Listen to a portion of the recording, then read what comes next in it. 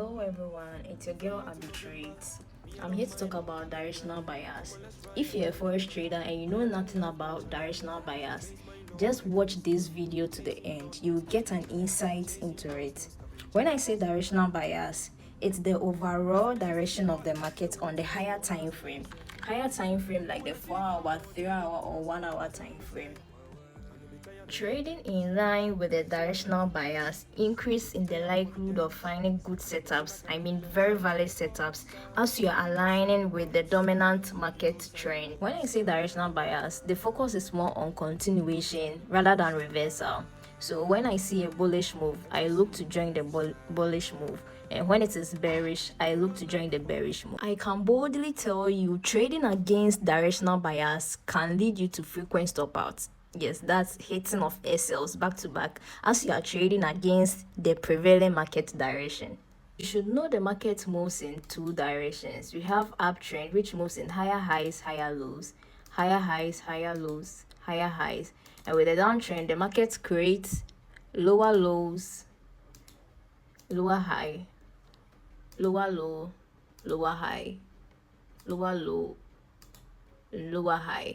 As you can see, gold is in an uptrend on the 4-hour time frame because it's creating higher highs, higher lows, higher highs and higher lows, higher highs. You don't just start buying. We wait for extra confirmation for price to pick the buys from, so we can confirm those zones are valid.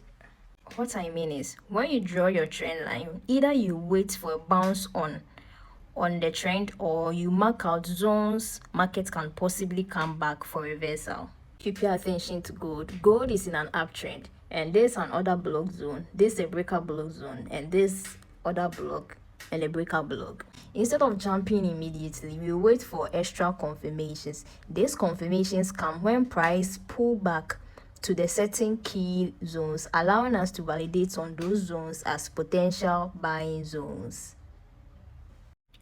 Understanding your directional bias is very easy and can lead you to milk good money from the market because you are always trading in line with the trend. Or what I mean is, after drawing your trend line or identifying the zones, wait for either a bounce off the trend line or a pullback to marked zones where markets can possibly reverse from these zones. We don't just take buys when markets bounce to these zones. We wait for extra confirmation because the market can be tricky. Extra confirmation like the strategy I use, the Smart Flow SMC. Don't forget to like this video, share and comment. See you in the next one.